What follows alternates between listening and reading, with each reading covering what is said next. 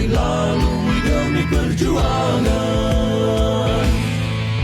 Detik tunggu di dalam perjalanan, saat hujan dan badai merasuki badan, namun jiwa harus terus bertahan, karena perjalanan masih panjang.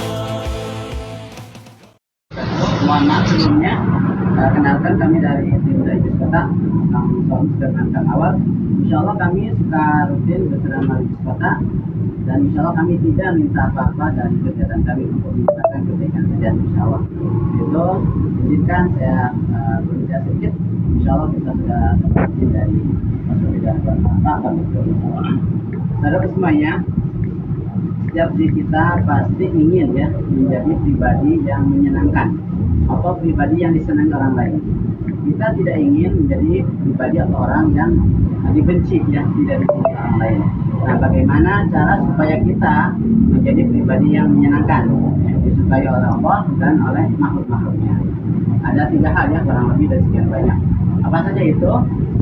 Yang pertama adalah dalam surat Al-Imran, Allah berfirman, "Alladzina yunfiquna fis sarra'i wad dharra." Nah, yang pertama, orang yang selalu berinfak ketika lapang dan sempit. Mungkin dikategorikan berinfak itu yang memberi ya. Nah, infak identik dengan harta, memberi harta ketika lapang dan sempit. Walaupun memberi tidak harta saja ya, termasuk memberi senyuman ya, memberi perhatian, itu bagian dari memberi. Artinya orang yang disukai oleh Allah, oleh makhluk-makhluknya suka memberi ya. Memberi. Kalau tidak memberi berarti pelit. Nah, kalau pelit itu biasanya tidak disenangi. Itu tidak. Kita melihat orang yang pelit ya. Kalau bahasa Sundanya mah pedit ya, merengek berpikiran. Itu biasanya tidak disenangi ya. Tapi kalau kita memberi pasti disenangi ya. Dermawan namanya.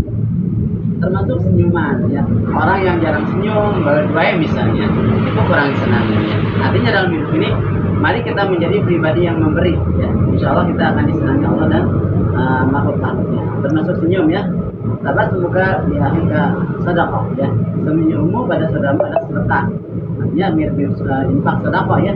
Artinya kalau tidak bisa memberi dengan harta ya, dengan senyum, wajah yang cerah, insya Allah kita akan menyenangkan. Ya. Yang kedua, menjadi pribadi yang menyenangkan adalah wal qazimin al ghaiza, dan orang yang menahan marah. Nah, menahan marah pun insya Allah pribadi yang disukai Allah ya. Coba kalau kita gampang marah ya, sedikit-sedikit marah, tentu pemarah itu pasti tidak disenangi ya. Dan orang takut ya kalau dekat dengan orang-orang pemarah, karena takut terkena marah. Artinya ketika kita selalu menahan marah, malah itu jatuhnya mati. Kalau kita selalu menahan marah, itu pribadi yang menyenangkan ya. Nah, kalau seandainya marah, jangan sampai kita melampiaskan kemarahan kita. Karena kalau kita melampiaskan kemarahan, biasanya ada penyesalan setelahnya ya. Kita akan menyesal karena orang-orang yang kita marahi tersakiti ya. Mungkin ada keluarga kita atau teman kita jadi korban marah kita. Biasanya jadi penyesalan. Artinya mari kita tahan marah.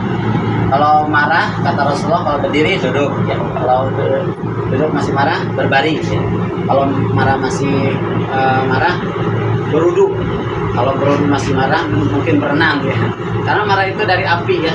Api itu dari setan, dan api kalahnya dengan air.